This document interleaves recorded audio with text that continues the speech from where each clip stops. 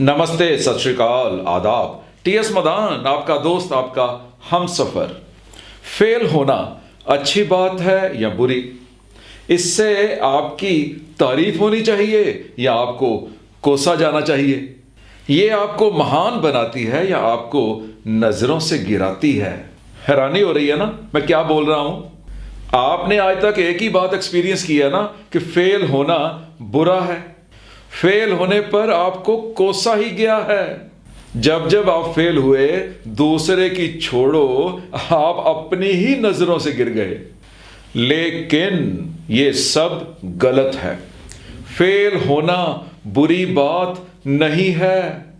Repeat करूं, fail होना बुरी बात नहीं है। फेल होना पाप नहीं है। फेल होना गलत नहीं है। पहले तो जो होता है मैं उसको डिस्कस करता हूं, उसके बाद मैं लॉजिक्स दूंगा कि जो मैंने कहा वो क्यों कहा। हमारा समाज, हमारा परिवार केवल कामयाबी को सलाम करता है, फेलियर को स्वीकार नहीं किया जाता। गलती करने वाले को सजा मिलती है, चाहे वो गाली के रूप में मिले, चाहे फाइन लगे या फिर कुछ और। उसे डीमोटिवेट किया जाता है और स्कूल से यह सिलसिला शुरू हो जाता है।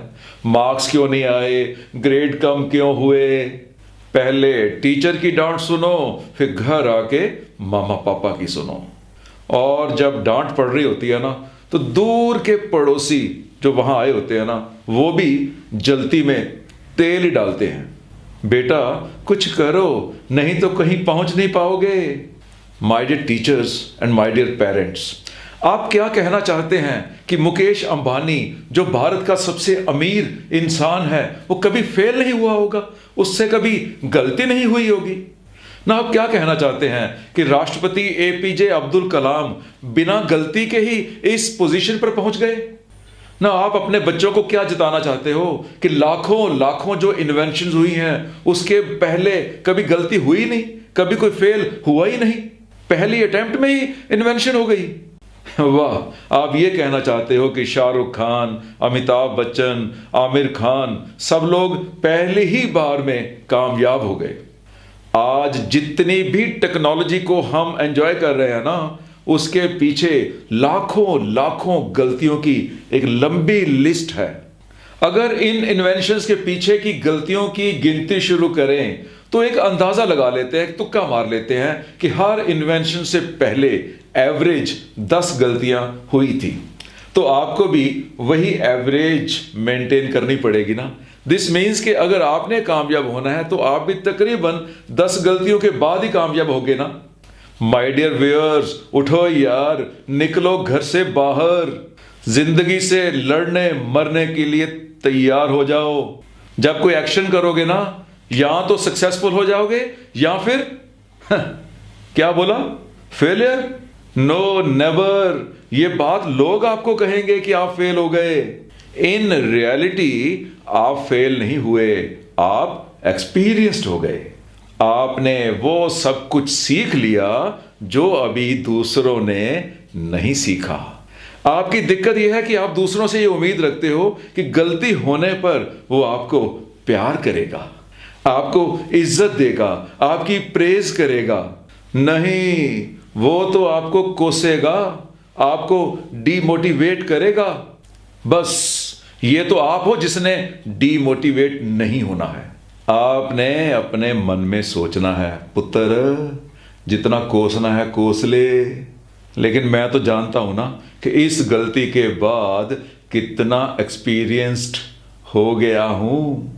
सो याद रख लो, या तो आप सक्सेसफुल होते हो या एक्सपीरियंस्ड, या आप कामयाब हो जाते हो या फिर आपको तजुर्बा मिल जाता है।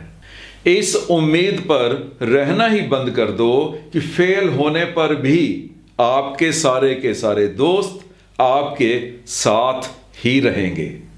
इस उम्मीद को छोड़ दो कि लोग आपकी फाइनेंशियल मदद करेंगे। इस उम्मीद को छोड़ दो कि आपका सिक्योरिटी गार्ड आपको पहले वाली इज्जत ही देगा।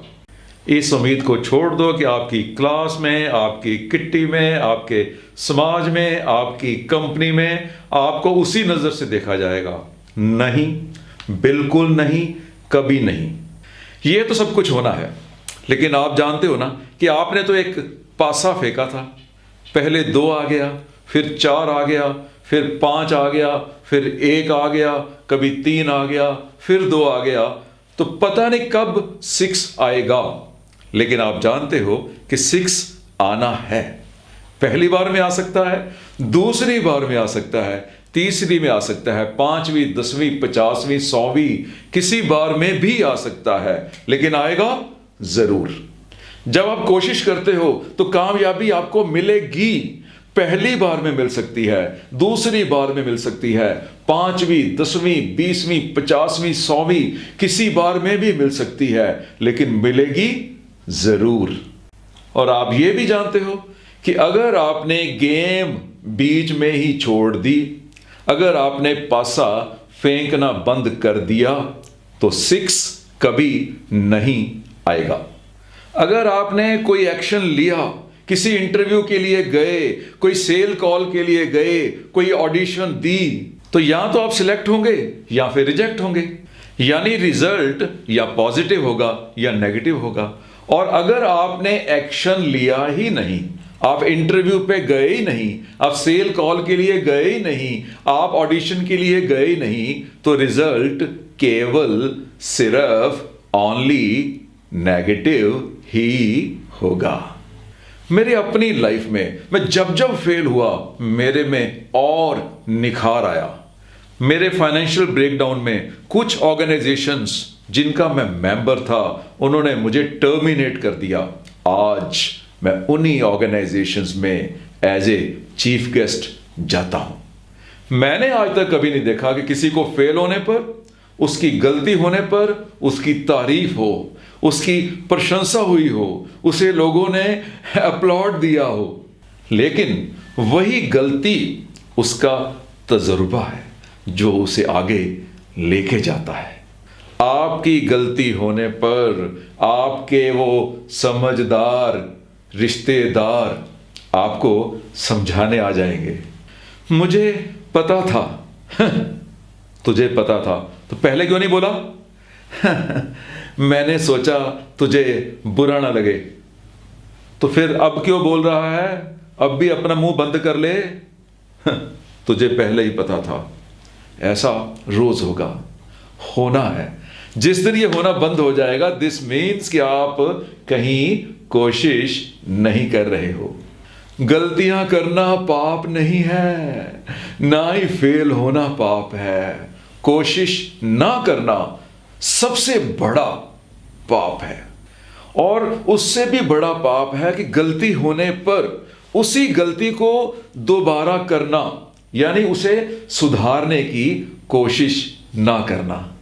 आपकी इन्वेस्टमेंट गलत हो गई, आपका जॉब गलत चुना गया, सब्जेक्ट्स गलत चूज हो गए, देन व्हाट?